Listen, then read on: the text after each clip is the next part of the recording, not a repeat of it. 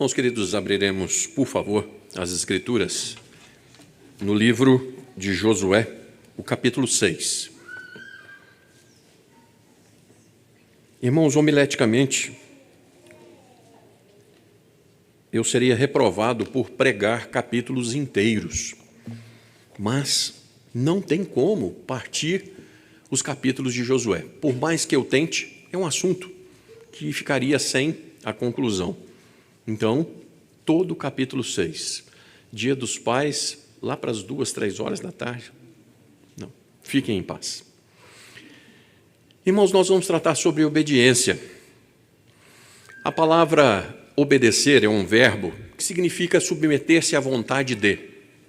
Obedecer aos pais. Você está se submetendo à vontade do seu pai. E os obedientes são raríssimos, irmãos. Raríssimos. Entre os filhos, você vai falar assim, fulano de tal era obediente. Mas a maioria não. E mesmo entre nós cristãos, há pessoas que nós julgamos mais fácil, assim e assim, de obedecer. E dizemos assim, não obedeço fulano de tal porque é assada. E não tem jeito, não obedeço. Porém, irmãos, qual é a motivação para nós não atendermos a Deus? Por acaso, Deus quer o mal com a sua lei? Ou Deus quer nos livrar de nós mesmos, das dificuldades? Queridos, Deus nos deseja o melhor. E a lei foi dada por causa do homem, para guardar o homem, e não o contrário. Se nós apresentarmos desculpas esfarrapadas para não atender esse ou aquele, o que diremos quanto ao Senhor Jesus? Por que eu não obedeço ao Senhor Jesus? E, queridos, depois de tanto ter feito na cruz, de tanto fazer no nosso cotidiano, intercedendo por nós diuturnamente, como diz Romanos 8,34, depois de nos dar promessas inefáveis quanto ao porvir, por que nós negaremos a vontade do Senhor Jesus? Fica uma coisa sem nexo, né? Só positivo, positivo, positivo, e você diz assim, não vou. Estranho isso. Mas, irmãos, nós já cantamos aqui algumas coisas que eu gostaria de salientar. A primeira delas, aquele que tem os meus mandamentos e os guarda. O Senhor Jesus disse isso de forma bem clara. Aquele que crê nos meus mandamentos e os guarda. Não adianta apenas crermos, irmãos. Não adianta apenas crermos. E nos últimos 3 meses eu confesso que isso tem me corroído por dentro. E eu tenho tentado dizer à igreja, teologia, né, é muito bom quando desce ao coração. Senão nós nos tornamos réus do conhecimento que temos. É aquilo que Tiago diz, a fé sem obras. É aquilo que oramos nesse culto.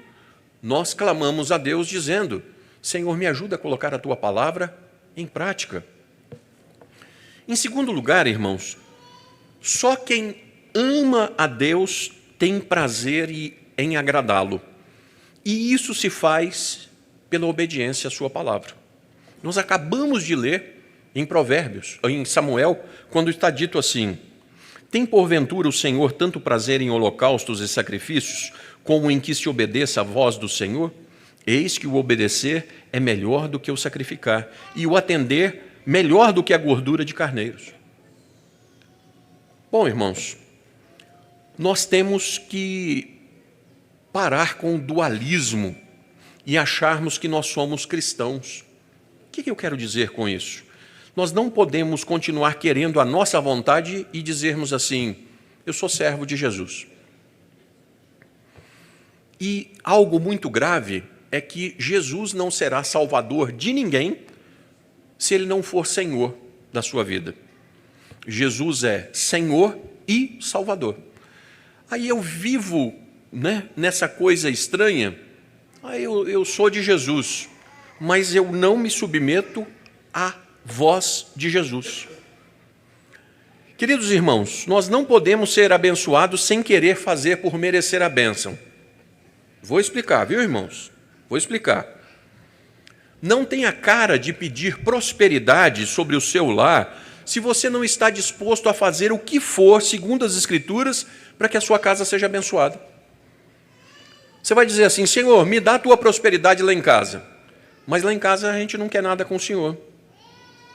É aquilo que muitas vezes nós ouvimos, né? Eu quero a bênção, mas o Senhor da bênção, estou fora.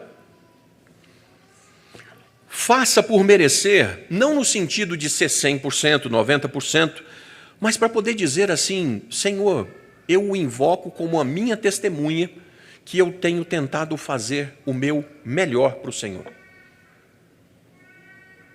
Tenha isso no seu coração.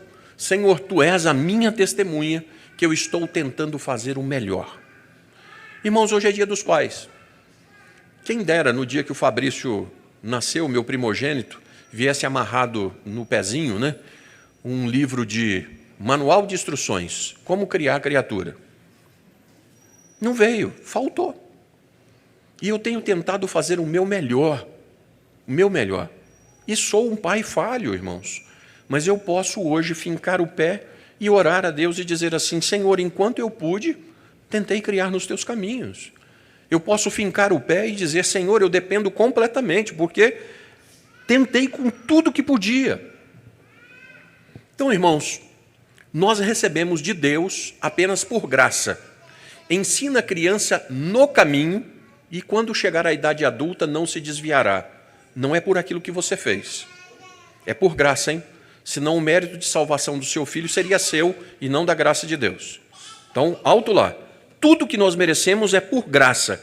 Mas, via de regra, o abençoado com a graça é aquele que se preocupa com os frutos que a graça produz. Eu vou ter que repetir isso, irmãos. Nós não recebemos nada que não seja por graça. Mas o que recebemos por graça, aquele que foi abençoado, ele recebe querendo dar frutos que a graça produz. Por favor, nós vamos para casa daqui a pouquinho e desejando aquilo que Isaías diz em 1,19. Se quiserdes e me ouvirdes, comereis o melhor dessa terra. Mas se não quiserdes e fordes rebeldes, sereis devorados à espada, porque a boca do Senhor o disse. Então, se quiserdes e me ouvirdes, comereis do melhor dessa terra. Irmãos, obediência a Deus voga em primeiro lugar. Missão dada, missão cumprida. Rodear a cidade e tocar trombetas. Verso de número 6:1 de Josué. Vamos ler, irmãos? Ora, Jericó se conservava rigorosamente fechada por causa dos filhos de Israel. Ninguém saía. Jericó é a cidade das palmeiras. Ela estava ali, fortificada, imponente, rica, mas, sobretudo, bloqueando a entrada dos israelitas para a terra prometida. Era o primeiro grande obstáculo. E aí nós temos o verso de número 2. Vamos juntos? Então disse o Senhor a Josué: olha, entrego na tua mão Jericó, o seu rei. Quem é que ia entregar, irmãos? Quem é que ia conquistar? Deus está dizendo assim: olha, eu estou entregando, sou eu que estou fazendo. Versos 3 e 4, irmãos. Vós, pois, todos os homens de guerra, rodeareis a cidade, contornando.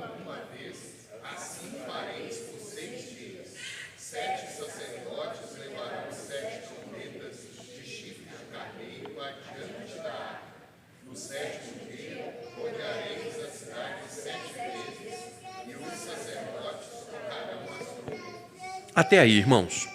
O número 7 está intimamente ligado à perfeição divina. Claro nas Escrituras. Era o que Yahvé, o Todo-Poderoso Deus, faria. Mas observe-se o seguinte, irmãos. Particularidades do texto original, que coisa. Chafar, Gerem e Abel são instrumentos tocados não para a batalha, mas em celebrações por vitórias alcançadas. Então, Deus está mandando aquele povo não tocar trombeta para dizer assim: nós vamos guerrear contra vocês. É para tocar trombeta dizendo assim: nós já ganhamos de vocês. Negócio extraordinário, irmãos. Verso 5.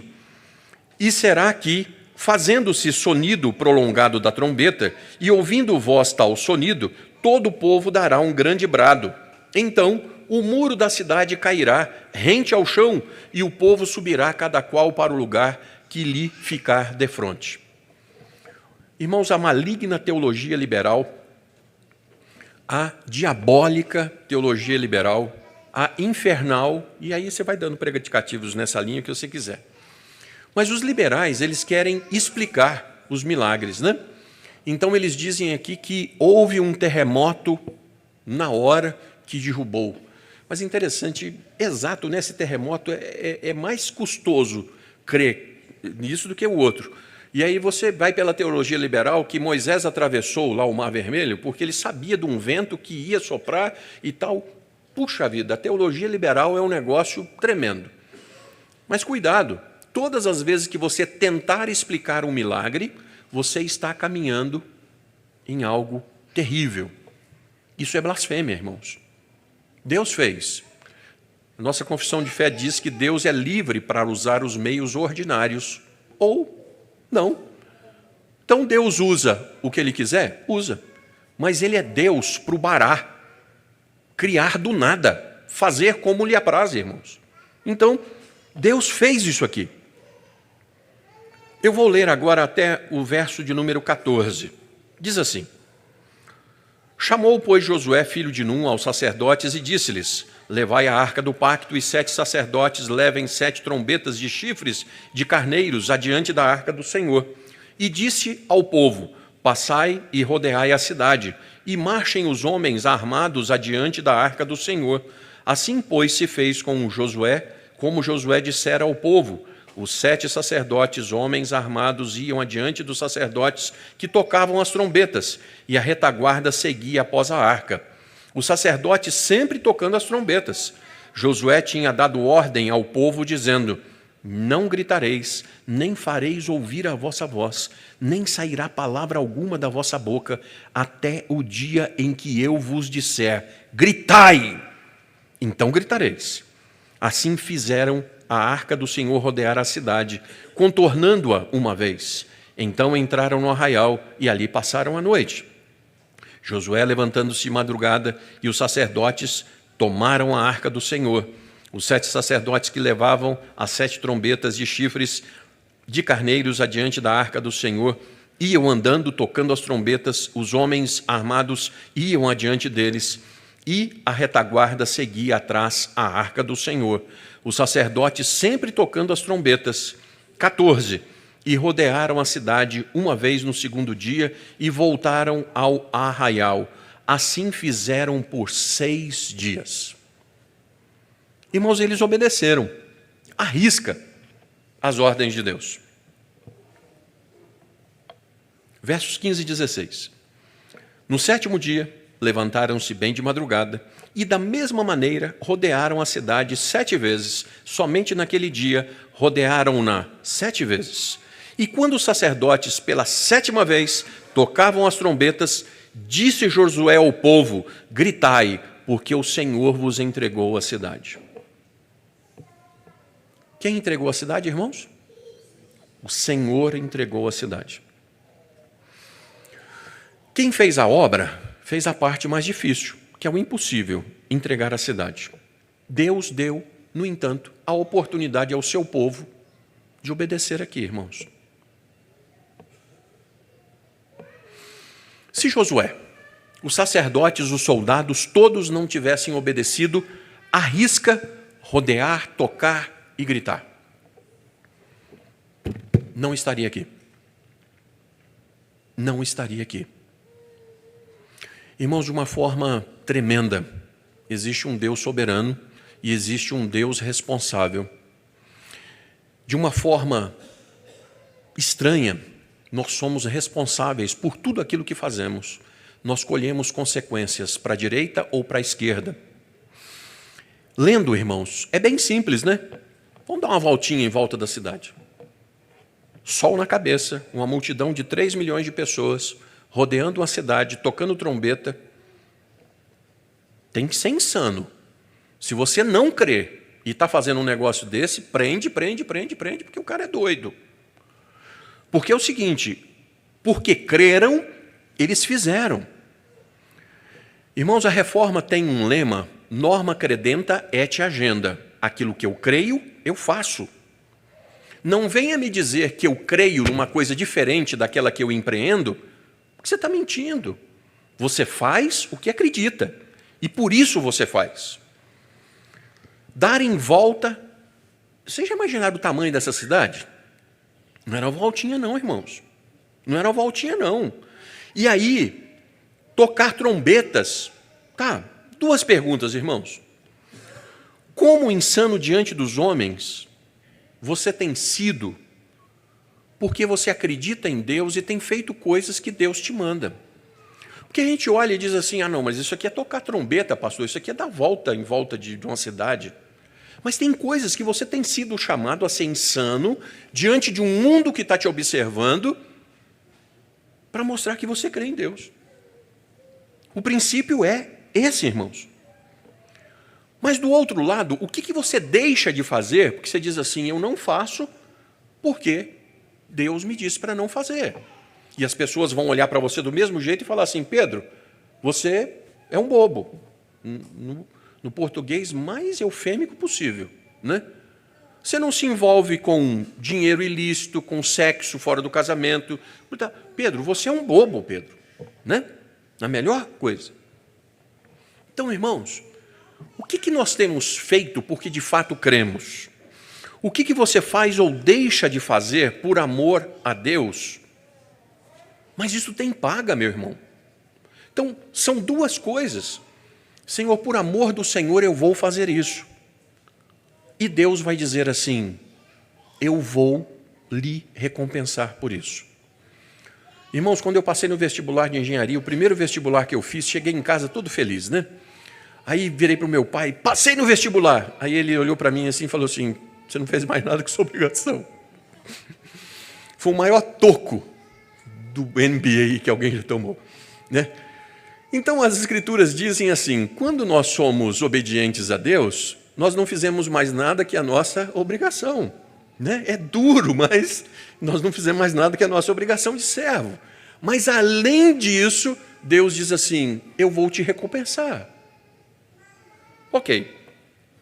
A graça continua sendo o centro, mas o Senhor é galardoador de quem o obedece. Obediência a Deus, voga, missão dada, missão cumprida. Em segundo lugar, gritai e separai os tesouros para a casa do Senhor. Versos 17 e 18, irmãos, vamos ler? A cidade, porém, contudo, podem ler.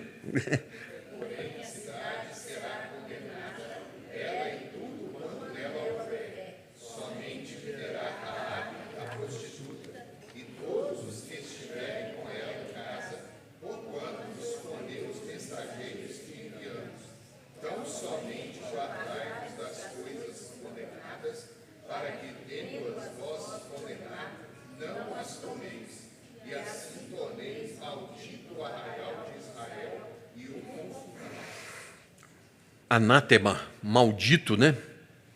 O Senhor, 3 vezes santo, ele não queria nem conversa com o que era profanado, irmãos. Nada de ecumenismo, nada de amiguinho. E às vezes a gente acha que vamos ganhar alguém sendo parecido com ele. Os opostos é que se atraem, viu, irmãos? Não acho que sendo parecido com o ímpio que você vai ganhá-lo, não. Esqueça. Versos 19 e 20. Vamos juntos? Contudo,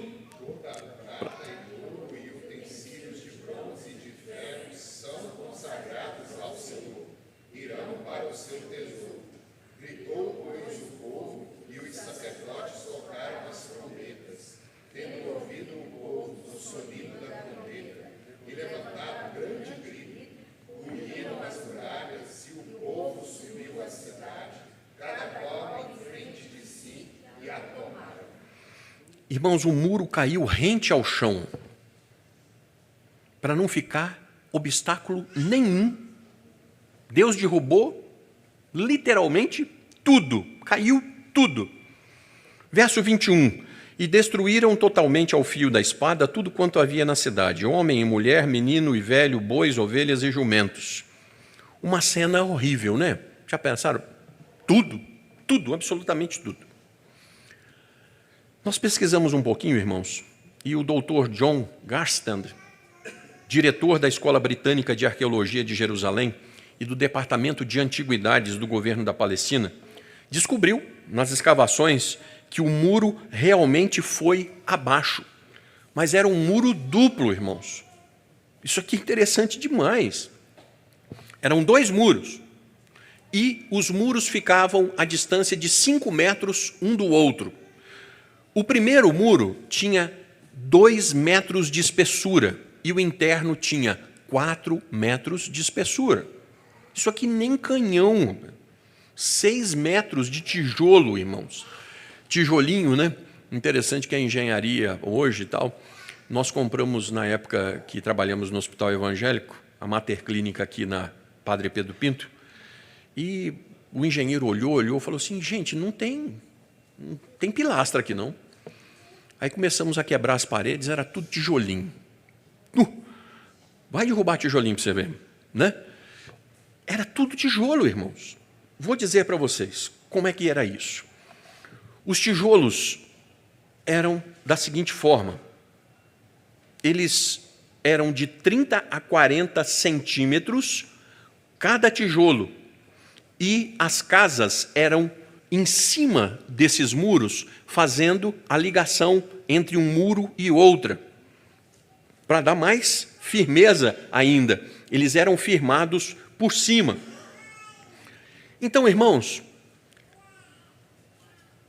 obedecer é cortar rente, é não deixar rebarba, não fazer pela metade. Não existe meia obediência ou não existe meio obediente. Lembram no texto de Saul? Não, Samuel, mas eu trouxe para sacrificar, Samuel. Sabe quando você fica dando aquela desculpa assim? Não, mas, né? Você fica tentando arrazoar com Deus? Não, mas, né? Mas o sujeito começa a falar língua estranha, né? Você não entende direito não, mas ele está tentando justificar com você, certo? Então, não tem justificativa. Acabou, irmãos. Vou obedecer, Senhor. Vou obedecer rente. Ou você nunca vai ser abençoado, porque você não obedeceu de verdade. Samuel, fiz tudo direitinho. Não, Saul, você não fez. Você trouxe ovelha, você trouxe boi. Não, eu obedeci, a Amaleque está aqui. Saul, você não obedeceu, Saul. Eu acho que só Samuel com Saul que teve esse problema. Dia dos pais, né? Você chega para o menino, para o adolescente, né?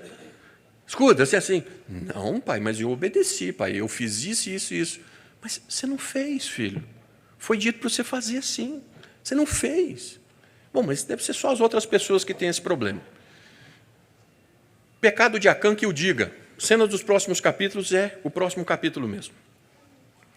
O professor Castandi verificou que o muro externo ruiu para fora, pela encosta da colina, arrastando consigo o muro interno, e as casas ficando, as camadas de tijolos cada vez mais finas, à proporção que as casas iam, que o muro da frente ia puxando, a casa que estava em cima do muro de cá, puxava o muro de trás.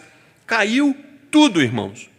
Fato é, milagre acontecido. O que era impossível se materializou com um grito. Rapaz! Verso 17. Xerém, irmãos. A cidade de Jericó foi a primeira primícia ao Senhor. Tudo o que foi consumido porque aquela cidade era idólatra. E o que foi consagrado na casa do Senhor foi aquilo que ele disse, isso tem valor ainda para mim, coloque na minha casa. Então só existem 2 caminhos. Um, Cristo leva para dentro do templo e diz assim, eu vou consagrar isso que não servia. E as outras coisas, o Senhor diz assim, vou acabar com tudo. É a mesma coisa. Tá? Não regateie, não negocie. Ou totalmente de Deus, ou do diabo. Uma meia-verdade é uma mentira inteira. Puxa vida. Obediência a Deus, missão dada, missão cumprida. Em terceiro e último lugar, irmãos, cumpra-se o prometido. Vamos aos versos de 22 até 25, irmãos. Então, disse Josué aos 2 homens que espiaram a terra: entrai na casa da mulher prostituta e tirai-a de lá com tudo quanto tiver, como lhe jurastes. Então entraram os jovens, os espias, e tiraram Raabe, seu pai, sua mãe e seus irmãos, e tudo quanto tinha. Tiraram também toda a sua parentela e os acamparam fora do arraial de Israel. Porém, a cidade e tudo quanto havia nela queimaram, tão somente a prata, o ouro e os utensílios de bronze e de ferro deram para o tesouro da casa do Senhor. Mas Josué conservou com vida a prostituta Raabe e a casa de seu pai e tudo quanto tinha, e habitou no meio de Israel até ao dia de hoje, porquanto esconderam os mensageiros de Josué e enviaram a espiar Jericó. irmãos, verso de número 25. Foi salva Raabe e a família de seu pai e todos quantos lhe pertenciam. Eu gostaria que você guardasse isso. Deus não quer salvar pessoas. A gente fala isso, o sujeito quase cai da cadeira, rola do banco. Deus quer salvar famílias inteiras. Enquanto houver vida na sua família, meu irmão, é tempo de salvação lá. Raabe, estou salva. Minha casa inteira. Está aqui, irmãos. Ló, a casa de Ló. Noé, a casa de Noé. A casa de Davi. Eu e minha casa serviremos ao Senhor, Josué. Sempre, irmãos, famílias. Não abram mão das suas famílias. Verso de número 26 e 27, irmãos. Vamos ler, por favor. Também. Naquele tempo, Josué fez o povo jurar e dizer: maldito diante do Senhor seja o homem que se levantar e reedificar esta cidade de Jericó. Com a perda do seu primogênito, lhe porá os fundamentos, e as custas dará mais novo às portas. Assim era o Senhor com Josué, e corria a sua fama por toda a terra. Irmãos, Raabe, prostituta, a pior, foi preservada com a sua casa. Essa é a graça divina, que adveio dela crer. Porque ela creu, ela guardou os espias, e porque guardou os espias, ela está sendo preservada junto com a sua família inteira. A obediência transformou essa vil pecadora e os seus nos únicos sobreviventes. Mais um milagre, irmãos. Mais um milagre. O Todo-Poderoso mandou preservar a ex-prostituta e lhe deu um lugar na genealogia de seu filho. Está lá, irmãos. Obedecer a palavra é cumprir acordos, irmãos. Principalmente acordos com Deus.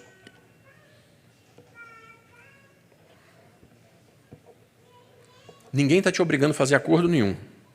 Mas se você fizer um acordo com Deus, cumpra o que você está tratando com Deus. Tenha palavra. Tenha palavra. Quanto ao verso 26, irmãos, por favor, leiam o verso 26. Naquele tempo, Josué fez o povo jurar e dizer: maldito diante do Senhor seja o homem que se levantar e reedificar esta cidade de Jericó. Com a perda do seu primogênito lhe porá os fundamentos, e a custa do mais novo as portas. E aí nós vamos para a 1 de Reis, primeiro livro dos Reis, 16:34, que está dito assim: em seus dias, Hiel, o Betelita, edificou Jericó. Quando lançou os seus alicerces, morreu Abirã, seu primogênito. E quando colocou as suas portas, morreu-lhe Segube, seu filho mais moço, conforme a palavra do Senhor, que ele falara por intermédio de Josué, filho de Num. Tá. Irmãos, os milagres de Deus vão se cumprindo, na direita, na esquerda, para abençoar e para amaldiçoar. Para salvação e para perdição. E No que você tem vivido e crido? Você tem vivido e crido? Eu quero provar dos milagres de Deus para minha bênção. Ou você vai testar a maldição? Quero concluir aqui já, irmãos. Quero concluir. Irmãos, um dos termos militares gostosos é isso: missão dada, missão cumprida. Ou morra tentando e não volte para entregar a missão. Missão dada, missão cumprida. Isso é um cristão, irmãos. E a primeira cidade a ser destruída era a adoradora da lua. E Yahvé entra com o seu povo, não destruindo os povos outros, mas aqui a idolatria, também com outros povos, mas aqui especificamente a idolatria. Por quê, irmãos? Nós nos tornamos naquilo que adoramos. Por favor, hein? Um adorador de um ídolo, na verdade, adora um demônio. E o apóstolo Paulo deixa isso claro, que por trás de todo ídolo existe um demônio. Então, o sujeito é adorador de um ídolo. Na verdade, ele está adorando quem? Não existe meio termo, irmãos. Ah, mas vocês são muito radicais. Mas a Bíblia não tem como. É isso. E quanto mais, então, do outro lado eu obedeço a Deus, mais eu sou um verdadeiro adorador em espírito e em... Quanto mais eu obedeço, mais eu tenho o caráter transformado na imagem do Cristo, que foi aquele que obedeceu de ponta a ponta. No meio desse capítulo, irmãos, eu fiz questão de deixar precisamente os versos de 8 a 14, porque é um elemento central quando o povo de Deus está circulando. Então nós temos os guerreiros à frente e nós temos os sacerdotes depois, levando consigo a arca, aquilo que simbolizava a presença de Deus no meio daquele povo. Então não é apenas obedecer por obedecer, mas obedecer a Deus segundo aquilo que nós chamamos de princípio regulador do culto. Princípio regulador do culto: nós não oferecemos a Deus aquilo que achamos, mas nós oferecemos aquilo que Deus disse no seu manual. Eu quero que vocês me ofereçam isso no culto. Desta feita, irmãos, rodear a cidade, tocar trombeta, era dizer: o Deus que nos tirou do Egito continua conosco. O Deus que nos tirou do Egito continua conosco, nos fez atravessar o Jordão, e nós estamos tocando aqui a vitória que temos sobre vocês.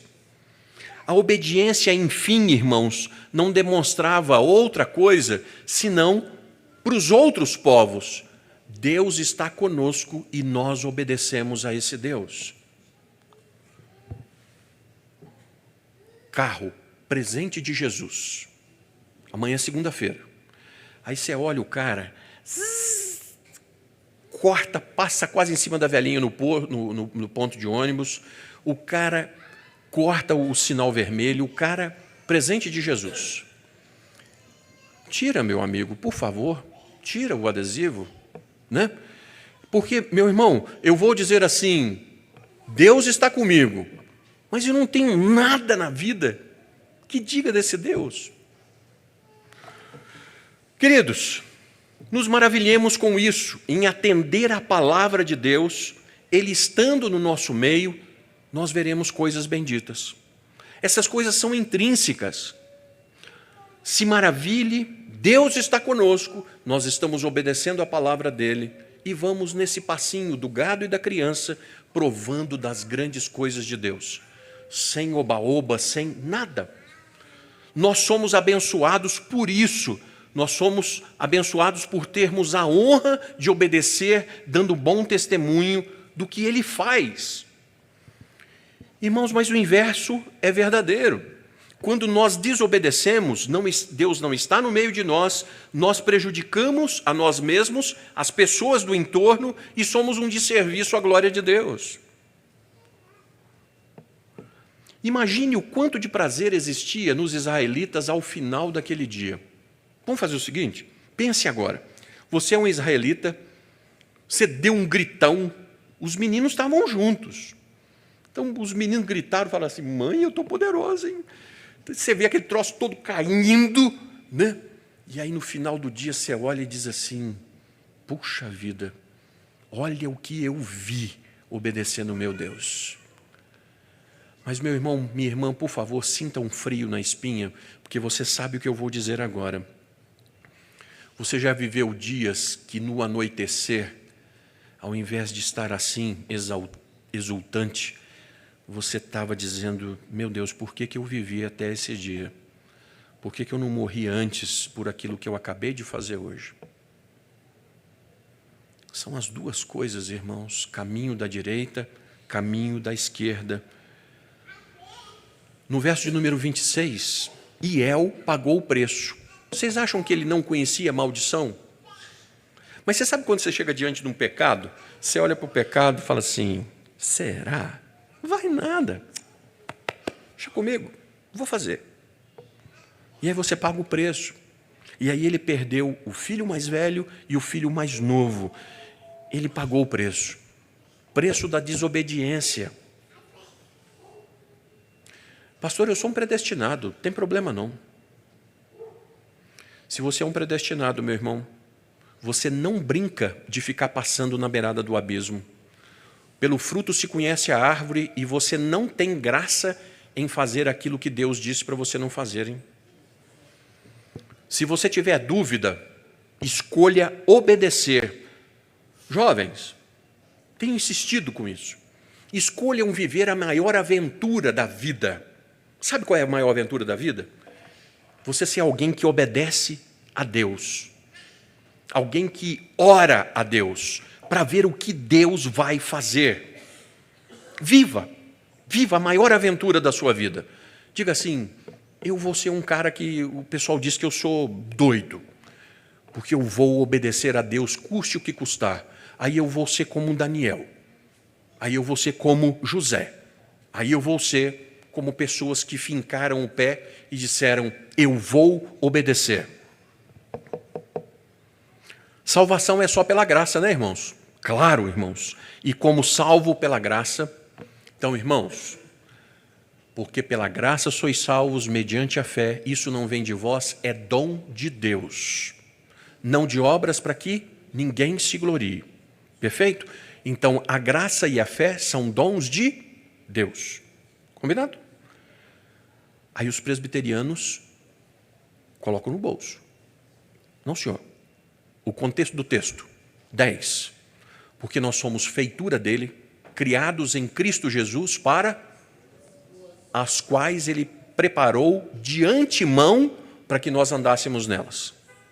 Aí, irmãos, nós vamos para o final de Apocalipse, 14, 12, 13, porque esse é o testemunho daqueles que são verdadeiros adoradores de Deus. Fé e obra. O último dia, os verdadeiros. Os que têm fé e têm obras.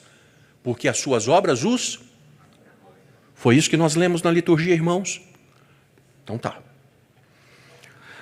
A graça que salva sozinha mediante a fé nunca está sozinha. Ela produz frutos dignos de acordo dessa graça. Você quer viver um cristianismo que você nunca viveu, meu irmão? Vamos fazer o seguinte. A maioria das pessoas hoje está comemorando o Dia dos Pais. Crentes e não crentes. Muitos dos nossos irmãos viajaram, né? Mas é o seguinte, você está aqui pagando o preço, né? Privilégio estar na igreja. Que bênção. Mas tem preço, irmão. E você só vai continuar na igreja se o evangelho for verdadeiro na sua vida, na sua casa. Então, não existe você continuar vivendo o mesmo evangelho. Você tem que ir aumentando o ritmo, parecendo cada vez mais com Cristo Jesus. Senão você vai ficar pelo meio do caminho. Pastor, eu quero viver o evangelho que eu nunca vivi. Obedeça e se disponha a obedecer como você nunca obedeceu. Não sei quantos anos de crente você tem, mas eu gostaria que você fosse para casa pensando o seguinte, Senhor, eu estou sendo desafiado ultimamente a viver aquilo que eu nunca vivi. E eu quero obedecer como eu nunca obedeci. Eu quero provar, Senhor. Dia dos Pais, o Senhor me deu um presente. Dia dos Pais, mulheres, abençoem os seus maridos, fazendo com que eles sejam o mais obedientes possível a Deus. Por quê? Quanto mais obediente a Deus seu marido for, mais ele vai te amar e mais a sua casa vai ser edificada. Vamos ficar de pé, queridos, por favor? Reverendo Ricardo, por favor.